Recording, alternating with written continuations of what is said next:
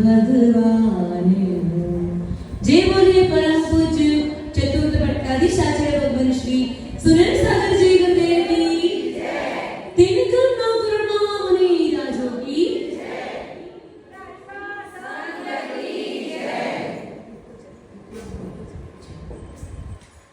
कुविस्मयोऽत्र यदि नाम गुणैरशेषे तं संश्रितो निरवकाशतया मुनीश दोषैरुपात विविधाक्षय जात गर्भे स्वप्नान्तरे प्रीण कदाचित् पेषितोऽपि गुण समुद्र एकत्रित होकर तुझ में यदि पा चुके प्रवेश क्या आश्रय न मिल पाए हो अन्य आश्रय उन्हें जिन्हें देव कहे जाने वालों से आश्रित होकर गर्वित दो तेरी ओर न जाग सके वे स्वप्न मात्र में है गुण कोश। श्रीमान तो आचार्य भक्तामन श्लोक के माध्यम से 27 श्लोक के माध्यम से प्रभु आदिनाथ स्वामी की भक्ति करते हुए कह रहे हैं, हे भगवान, संसार के जितने भी गुण हैं सारे गुण आपके चरणों में आश्रय प्राप्त हुए हैं। अन्य गुणों को आश्रय प्राप्त करने के लिए कहीं भी कुछ स्थान प्राप्त नहीं हुआ। दोष तो आपको देखकर ही भाग जाते हैं, क्योंकि जहां गर्व होता है, जहां ईगो पाया जाता है, वहां पर दोष आकर इकट्ठे हो जाते हैं। प्रभु वो दोष आपको स्पर्श भी नहीं कर सकते हैं। आपके पास तो संसार के जितने भी गुण हैं सारे गुण आकर एकत्रित हो गए।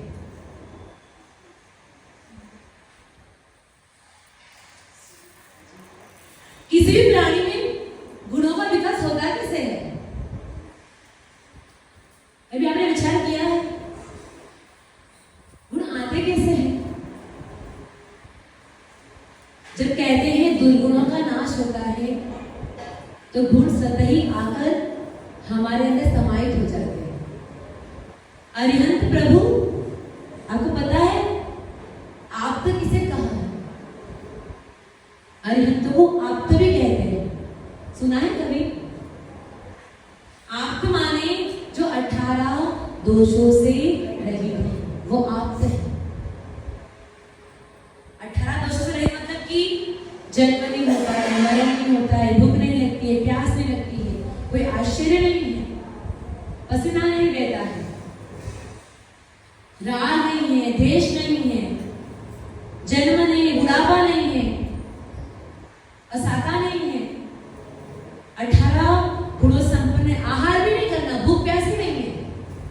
तो कहते हैं प्रभु आप 18 दोषों से रहित हो, इसलिए आप तो हो, आप अरिहंत हो, आप अनंत गुण समाहित हो।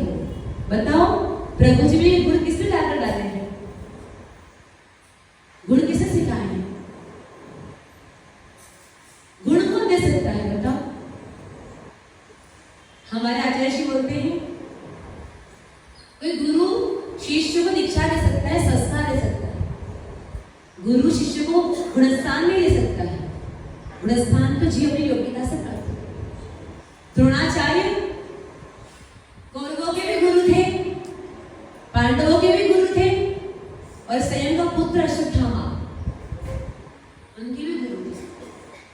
लेकिन आश्चर्य होगा सुनकर, शब्द भेदी बाण विद्या केवल अर्जुन को चलाने आती थी। क्यों?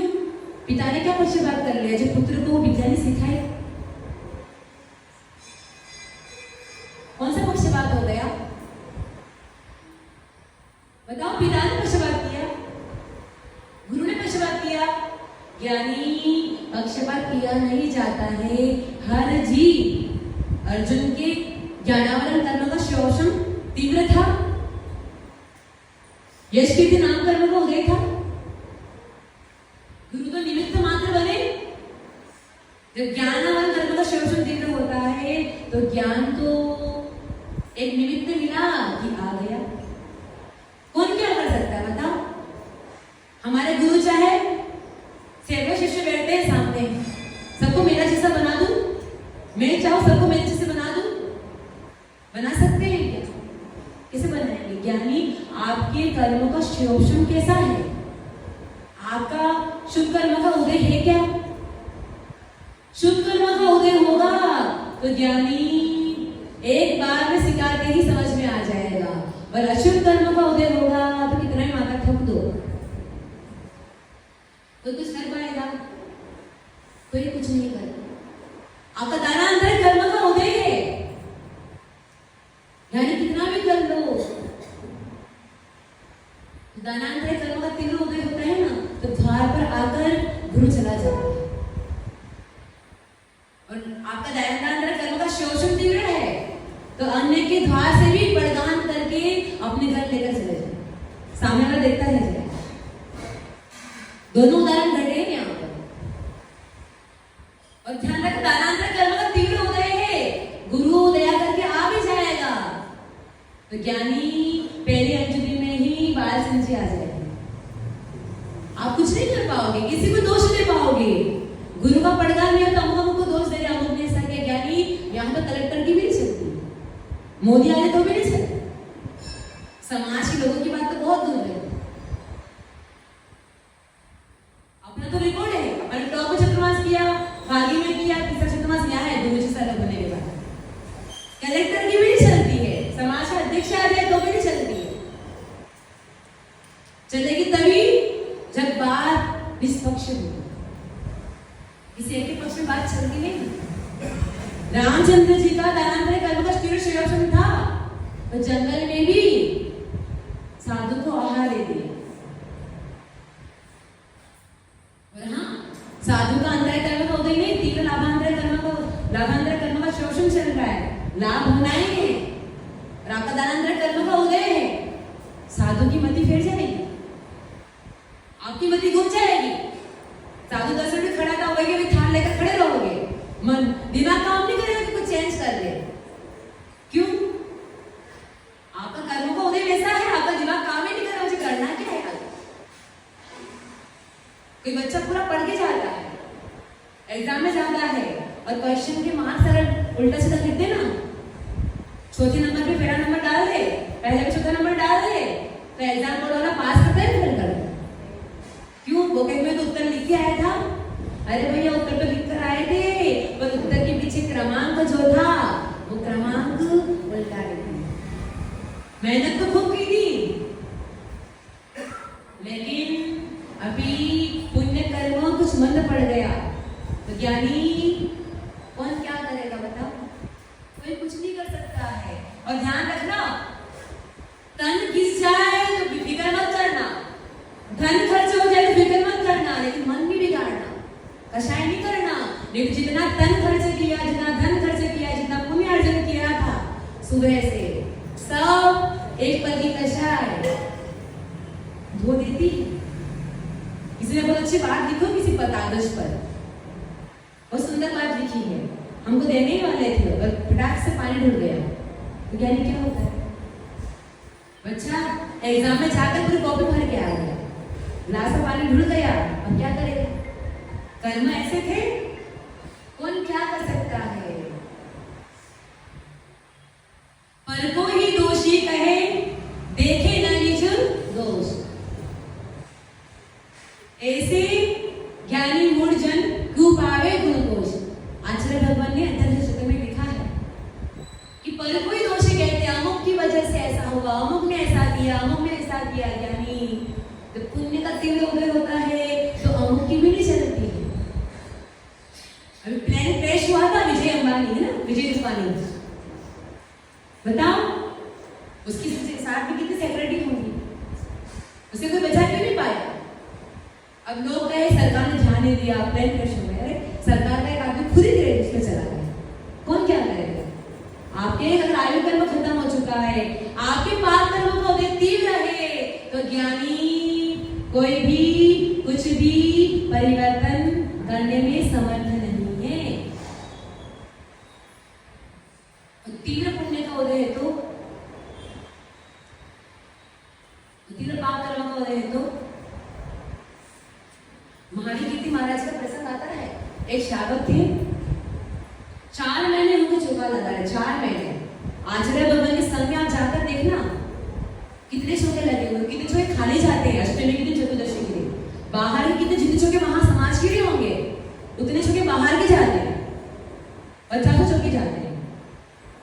बाहर के चौके होने के बावजूद भी चौके खाली जा रहे हैं, क्योंकि शायद शंका रखता है मैंने मेरा कर्तव्य किया, मैंने पड़गाहन किया, 3 कम 9 कर्म विराज से पड़गाहन का पुण्य प्राप्त कर लिया।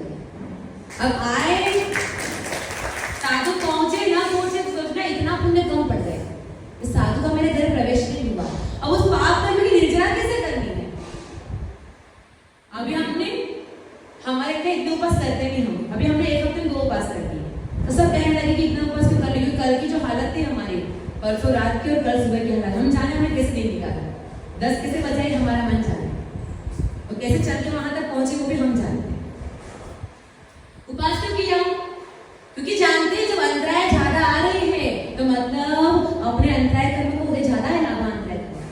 अब एक सिस्टम बताया आगम में, कर्म ने बताया था उदय का सिस्टम। कोई कर्म ज्यादा तीव्र उदय में आ रहा है, उपास के माध्यम से वो तीव्र उदय में ले आया। क्यों? वो कर्म खत्म हो जाए, आपका लाभ नहीं है, उपास कर लो। जो कर्म उदय में आने वाला था तो तीव्र निर्जरा, क्योंकि मन से किया, स्वेच्छा से किया, उस पाप कर्मों को इन्वाइट करके उसकी निर्जरा कर देना। तो हमारा था कि जितने कर्म अंतराय आ ही रही है, वैसे भी खाली वैसे भी खाली, तो क्यों ना उपास कर ले, कम से कम व्रतों में बिना जाएगा, ज्यादा निर्जरा हो जाएगी। तो जो पाप कर्म का उदय तीव्र है, तो कहते हैं जिनका तीव्र पाप कर्म का उदय होता है ना, उनको धर्म कभी नहीं छोड़ना चाहिए।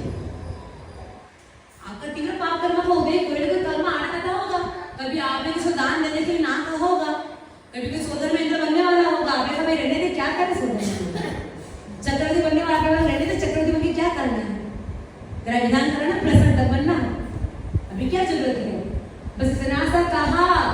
ज्ञानी वो अंतराय कर्म की स्थिति कितनी 30 कोटि सागर, तुम्हारे असंख्या भव निकल जाए, वो कर्म खत्म ना हो।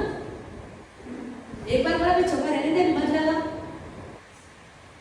आप क्यों मना कर रहे हो? सामने वाले की इच्छा, हम तो कमेटी वालों को भी कहेंगे इसका मन करे चौका लगाना है तो ना मत बोलना कि मत लगा। हमारे समाज की जो व्यवस्था तो रहेगी, बाकी जिसका पुण्य होगा वहां साधु पहुंचेंगे, पहुंच के भी घर के बाहर भटका होने के बाद भी अंदर नहीं घुस पाते। क्यों? सामने वाला पुण्य का भी, जो पुण्य का कंपटीटर हो है ना, कम तुलनात्मक पुण्य होता है। अगर सामने वाला का पुण्य आपसे ज्यादा होगा, आप भी पुण्यात्मा जीव हो, वो भी पुण्यात्मा जीव है, लेकिन सामने वाला का पुण्य आपसे ज्यादा होगा तो ज्ञानी बाजी वो जीत के चढ़ा जाएगा, और सामने वाला का पुण्य आपसे कम होगा, आपने कम मेहनत की है, तब भी आप बाजी जीत जाओगे। पूरी कंपटीटर होते, सब कंपटीटर होते हैं, सब चीजों के, इनका पुण्य ज्यादा है, इनका कम है। अभी हम यहाँ बैठे तो आप लोग यहाँ बैठे हो, सुनील सागर जी आ जाए आचार्य भगवान, तो बताओ हमारे पीछे कौन भाग गया?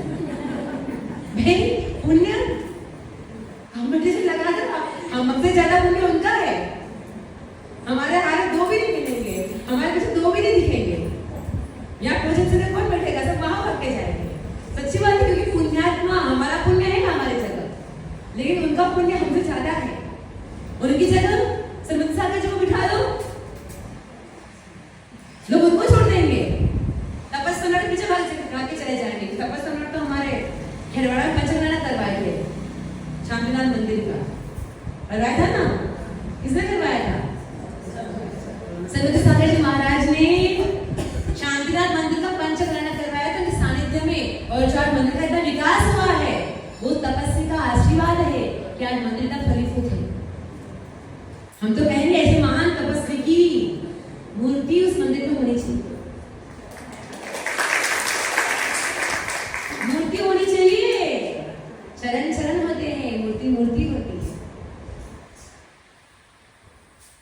फोटो फोटो होता है, मूर्ति मूर्ति होती है।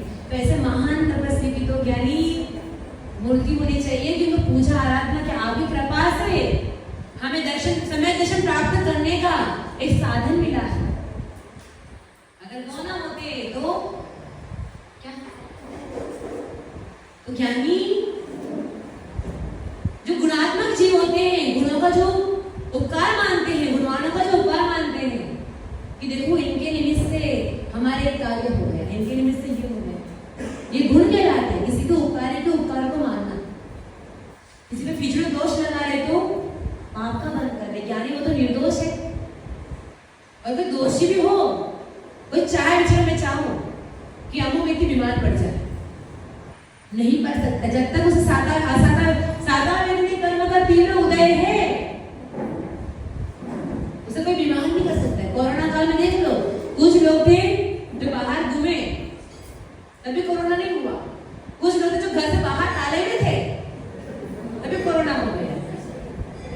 उदाहरण है क्यों, सादा व्यक्ति कर्म का तीव्र उदय था, घर पे रहा, तभी हमको दूध वाला आ गया, कोरोना था, उसको कोरोना लग गया।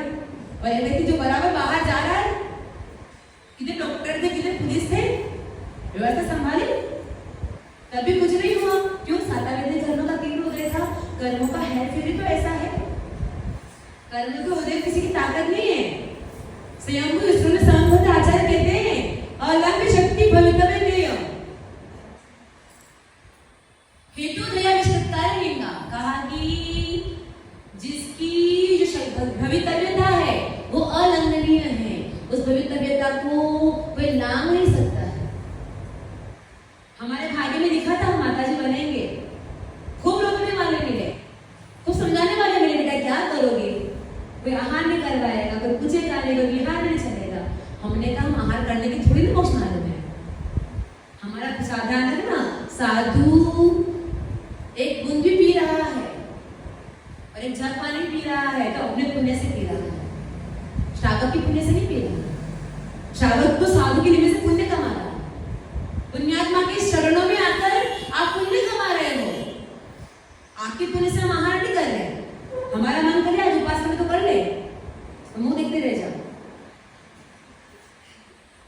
वे किसी को पूछे थोड़ी उपास करेंगे, हमको उपास करना है जी, वीरेंद्र जी आ जाओ हमको उपास दे दो, उपास थोड़ी मांगेंगे हम, वीरेंद्र जी उपास दे दो, हम मर्जी के मालिक ही हम स्वतंत्र हैं, एक गुरु आज्ञा में चलते हैं, बाकी किसी दबाव में नहीं रहते हैं। साथ हमारा व्रत हमारा नियम है, हमारा संयम है, हमको त्याग करने से कोई रोक नहीं सकता है। साधु अगर आहार के लिए निकला है, पुण्य होगा तो कहीं से भी आकर विधि मिल जाएगी, वो विधि मिला भी नहीं सकता। आप सोचते हो अमुक अमुक है तो विधि मिल रही है, अमुक अमुक नहीं तो विधि नहीं मिल रही है। ज्ञानी अमुक अमुक आ जाए तो अमुक आ जाए, यहाँ तो साधु पुण्य से ही बढ़ावा मिलता है, इससे की मति नहीं चलती। हमारे पापों में आता है ना, आपके घर की भरी थाली है, हम मंत्राई करके आ जाए, बाल आ गया, मरा हुआ जीव आ गया। अब तो हम सोच रहे जो माताएं अगर रसोई के अंदर ना, अगर घर में प्रवेश के लिए बोलेगी ना किचन अंदर है, उस घर से बाहर निकल जाए। चौके में किचन शब्द यूज नहीं होता है, चौके में चौका शब्द यूज होता है, भोजनशाला यूज होती है, लेकिन चौके में जो किचन बोला ना अगली बात अपन चौके से आओ। किचन मतलब क्या, जिस घर में किचकिच होती है किचन किसको कहते हैं। पहला जमाना था जॉइंट फैमिली होती थी, गांव में 50-50 लोगों के भोजन बनाती थी, चाचा जी, पिताजी, चाचा जी हो, पिताजी हो, दादाजी हो, सारे एक फैमिली में रहा करते थे। और आज बहू कहती है माता जी हम 8 लोग, हमारे बहुत बड़ी फैमिली, 8 लोगों की 10 लोगों की बहुत बड़ी फैमिली है, रोटी बनाने में थक जाते हैं हम लोग। यानी 8 लोगों में थक गए, इसे कहते हैं किचन। और रसोई किसे कहते हैं, चौका किसे कहते हैं, जब चौका मारा जाता है। 40 लोग भी आ जाए ना और 5 एक्स्ट्रा भी आ जाए ना तो हम खिलाने की ताकत रखते हैं। आज तो रोटी गिन के बनती है, कितनी बनती है, 2 2 4 6 8 गिन के बनती तो गिन के जाती, गिन के बनती तो गिन के जाती है। हम एक बार इंदिरा आ गई थी हमारी, ये लोग भी गुरु जी के पास आकर आए, गुरु जी का आशीर्वाद लेके आए होंगे, चेहरे तो खिले खिले दिख रहे हैं। तो एक बार आचार्य श्री हमारे अंदर हो गई थी, तो आचार्य श्री ने कितना आहार किया, तो हमने कहा 1 रोटी ले ली, तो आचार्य श्री रोटी गिनते नहीं है, बोलो कि इतना आहार ले लिया था, 50% हो गया, 40% हो गया, 30% आहार हो गया, ऐसे बोलो, ऐसे मत बोलो कि इतना खा के आए थे। क्यों? आहार गिन गिन के करोगे तो आहार जाएगा नहीं। माताओं बताओ, अगर गिन गिन के रोटी बना रहे हो, गिन गिन के बच्चों को खिला रहे हो, तो बच्चे रोटी खा पाएंगे क्या? गिन गिन के चौका बना रहे हो, 2 माताजी आएंगे, 1 माताजी आएंगे, अब नहीं आए तो महाभारत रामायण खड़ी हो जाए। एक भी नहीं गाली, अगर ऐसे भावना से बना दे, 3 करोड़ 9 करोड़ मुनिराज हमारे घर पे पड़गाहन करेंगे, किस्मत होगी तो सबके सब आएंगे, और पुण्य कम पड़ेगा तो ज्ञानी एक भी नहीं आ पाएगा। 15 के 15 लोग खड़े हैं, एक भी नहीं, एक का भी दिमाग काम नहीं कर रहा है। क्यों? और जब दिमाग काम भी कर ले तो भी मर्जी तो साधु की है ना, साधु का स्वास्थ्य खराब हो गया, आपके घर पे आहार के माता जी, हमारी माता स्वास्थ्य खराब है, कम से कम आज महीना हो गया है, 30% आहार भी नहीं कर पा रहे, फिर 16 कारण के व्रत चल रहे हैं। अब नियम में महीने में 6-7 उपवास आ जाएंगे, और किसी उपवास मांगने भी नहीं जाएंगे। क्यों? आपसे थोड़ी उपवास मांगेंगे, हम उपवास गुरु से मांगते हैं। क्यों? हमने उपवास शाम को ले लिया, दादा जो उपवास ले लिया, पर उसमें पता चला कि हमारा स्वास्थ्य सही नहीं है, आहार करना जरूरी है, अब प्रायश्चित आपसे लेने आएंगे क्या? तो इसलिए साधु आहार के पहले जब उतरता है, वो किसी को बोलता भी नहीं, हमारे साधु को बोल दिया हमने, महाराज का उपवास है, श्रावण तो खुद से जानता है कि साधु का उपवास है या नहीं, ये नहीं आहार होते मतलब उपवास है। सही बात है ना, कि हमको श्रावकों को बताना पड़ेगा कि हम उपवास कर रहे थे, आप आज्ञा प्रदान कीजिए। तो ध्यान रखना, साधु हर कार्य अपनी स्वेच्छा से करे, अंदर से बाहर आ रहे हैं हमारी इच्छा से, किसी की ताकत नहीं है कि यहाँ आकर बिठा दे। आपका पुण्य है कि हमारे से भावना बन रही कि यहाँ बैठे 7 बजे से आकर, आपका पुण्य है कि जब खिंचा हुआ है कि हम यहाँ बैठे हैं, आपको प्रवचन दे रहे हैं, हमारा मंत्र नहीं, हमको पढ़ना है अभी नहीं, दरवाजा बंद रखेंगे तो क्या करोगे? हमारी इच्छा हो हम आज मौन ले ले, तो कौन रोक सकता है मौन लेने से? बताओ, कोई नहीं रोक सकता है। और ध्यान रखना, साधु पर तो साधु की भी नहीं चलती। महावीर कीर्ति जी महाराज का प्रसंग बता रहे थे आपको, 4 महीने उनके श्रावक चोगा लेकर खड़ा भक्त है, यहाँ के भक्त तो 4 महीने के हैं, 4 साल के 10 साल के हो जाएंगे, वर्षों पुराना भक्त है महावीर कीर्ति जी महाराज का। 4 महीने हो गए, रोज नए नए आइटम बना रहा, आज गुरु जी आएंगे, आज गुरु जी आएंगे, पड़गान करेंगे। अब 4 महीने पूरे हो गए, पड़गान नहीं हो पाया महावीर कीर्ति जी महाराज का। अब महाराज के पास गए, महाराज जी जितना सामान लेकर आया था, पहले जमाने में ट्रेन चलती थी, ट्रेन चलती थी, चलती हुई तो लोगों को इतना नॉलेज नहीं था किसे जाना है। महाराज जी जितना सामान लेकर आया था, सारा सामान मेरा सब राशन पूर्ण हो चुका है, अब मेरे पास इतना आइटम नहीं, मैं पूरा चौका अच्छे से लगा पाऊँ। तो महाराज जी के चावल तो है तेरे पास, एक काम करना, चावल बनाना, कड़ी बना देना, पानी भर करके रखना, तेरा पुण्य बस साधु पहुंच जाएंगे। अब उसने सोचा यार इतनी दिनों के महाराज जी तो आते ही नहीं है, क्या करे, चावल और कड़ी बना दिया, पानी गर्म कर दिया, और योग समय उसे महावीर कीर्ति महाराज से पड़गान हो गया। क्यों? वो आपका बिना पुण्य नहीं था, हमको बाबा पकवान खिला पाओ, आपका पुण्य इतना ही था, वो कड़ी और दाल खिला पाओ, कड़ी और चावल खिला पाओ, तो इतना ही खिला पाए जितना बनाया था। उस दिन पड़गान हो गया, साधु आकर के चले गए। तो पुण्य कम था कि हम नहीं खिला सकते, हम उनको मावा मिठाई नहीं खिला पाएंगे, पुण्य कम पर साधु को मिठाई खिलाने के लिए पुण्य चाहिए। ऐसे थोड़ी साधु खा लेते हैं, ये तो आपको निमित्त बन रहा है, साधु इतना तप करके आपको पुण्य कमाने का अवसर दे रहा है। कैसे पुण्य कमाना है वो आप पर निर्भर करता है। रक्षाबंधन के दिन अमुक अमुक जगह पर कहीं 700 चौके लगे, कहीं 50 चौके लगे, कहीं 100 चौके लगे। साधु 2 हैं, देखना वो सोचे भी हमारा तो चौका खाली चला गया। यानी पहली बात तो श्रावक आहार संयम के लिए बनाता है। 2 दिन अगर आपके घर चौका लग रहा है तो आप नियम लो कि 2 दिन तक हम शुद्ध भोजन करेंगे, अतिथि सम विभाग करेंगे, कोशिश करेंगे साधु का प्रदान हो जाए, नियंत्रण हो जाए।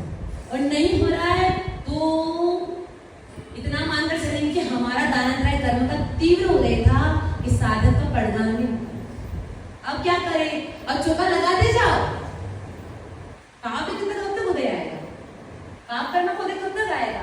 सीता ने रामचंद्र की हर बात झेली, हर बात झेली, आखिर लास्ट में रामचंद्र जी को स्वीकार करना पड़ा। सीता पवित्र है, निर्दोष है, क्योंकि जब तक सीता के पाप कर्म का तीव्र उदय था तब तक रामचंद्र जी दोष लगाते रहे। जब पुण्य कर्म का उदय आया तो आकर बंदा भी किए रामचंद्र जी सीता जी को। सीता आरिका बन गई, रामचंद्र जी थे। यानी पुण्य का पलड़ा कब पलटता है कोई नहीं कह सकता। एक चांडाल का काम क्या है? राज दरबार में फांसी लगाने। उस चांडाल ने किसी कारण से जंगल में गया होगा और गुरु मिल गए। गुरु मिले तो गुरु ने कहा देखो अष्टमी चतुर्दशी के दिन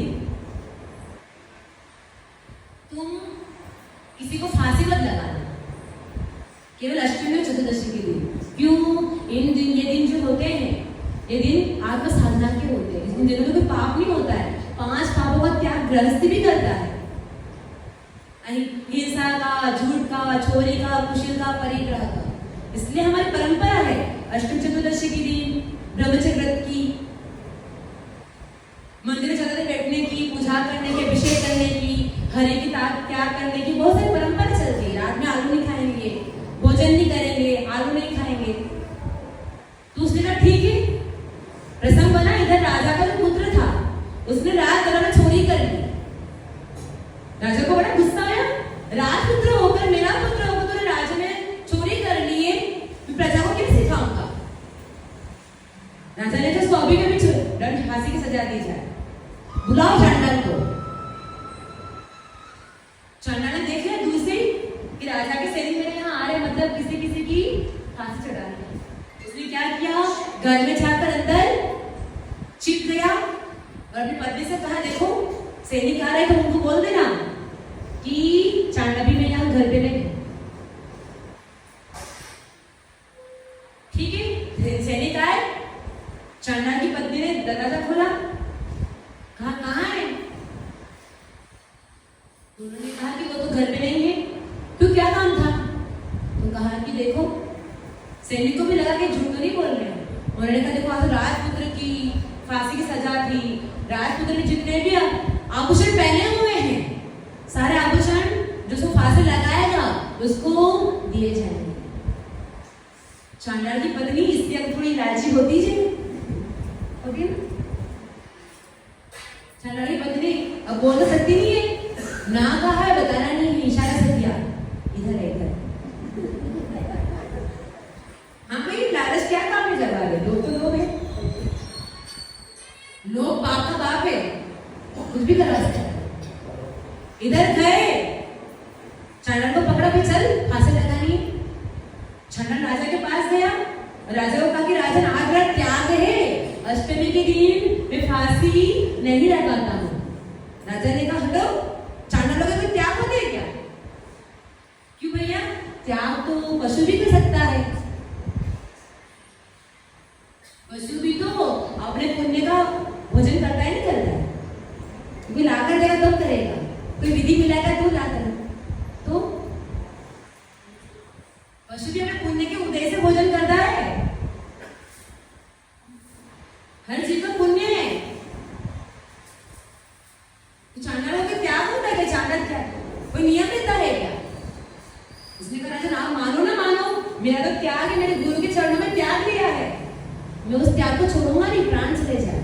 राजा ने कहा काम करो, दोनों को बांधो सूली से और दोनों को समुद्र में पटक दो, राजपुत्र को भी और चांडाल को भी। राजपुत्र तो दोषी था, समुद्र में फेंका और मगरमच्छ ने खा लिया, खून खून कर लिए। और चांडाल के लिए कहते हैं जो सूली थी वो सिंहासन में बदल गई और देवताओं ने उसको समुद्र से ऊपर उठा लिया। यानी गुणवानों के गुण कहां प्रसिद्ध नहीं होते, एक गुण आ जाए। सबसे बड़ा गुण है पर के दोष नहीं देखना, स्व की दोष देखना कि मेरी क्या कमी रह गई, मैंने क्या कर लिया, मैं भी तो था ना उस समय, मेरी बुद्धि कहां गई थी, हमारा दिमाग क्यों नहीं चला, हम दूसरे पे दोष क्यों दे रहे हैं। मेरे कर्मों का तीव्र उदय था इसलिए मैं ऐसा नहीं कर पाया, इसलिए ऐसा नहीं हुआ, उनका कोई दोष नहीं था। हमारा आचार्य कहना पड़ेगा, इतनी मेहनत करते हैं, उनकी मेहनत क्या है हमें 3 साल में पता चला बाहर निकलने के बाद कि हर अभी चौमासे में हर 4 दिन में उपवास होता है उनका, और वही मंच में बैठना, वही सब कुछ करना। हमने सोचा, हमें कल ही चिंतन आ रहा था कि सच में आचार्य भगवान कैसे करते होंगे, इतनी मेहनत करते तब भी क्या कहते हैं कि सब शिष्य अपने अपने पुण्य का खा रहे हैं, हम किसी के लिए कुछ नहीं कर रहे। इतने बड़ा समर्पण, इतनी बड़ी भावना कहां से आई। गुणवान जी अभी ये नहीं कहते मेरे लिए गुण है, वो कहता आपके अंदर ये गुण है, आपका पुण्य का उदय है तो ऐसा हो रहा है, हम तो केवल निमित्त मात्र हैं जो ऐसा हो रहा है। यानी ये कहना चाहेंगे जिसे मांगतू आचार्य कह रहे हैं कि भगवान भक्ति मुझमें नहीं है, भक्ति मुझमें नहीं है, आपके गुण ऐसे हैं कि आपकी भक्ति करने से संसार का हर जीव पार हो जाता है। और आपके लिए भी यही उद्देश्य है, आप प्रभु की भक्ति, प्रभु की अर्चना बड़े अंतरंग से करते जाओ, कर्मों की निर्जरा करते जाओ, और हम कहते हैं एक दिन जरूर आप सबका कल्याण होगा। जय बोली परम पूज्य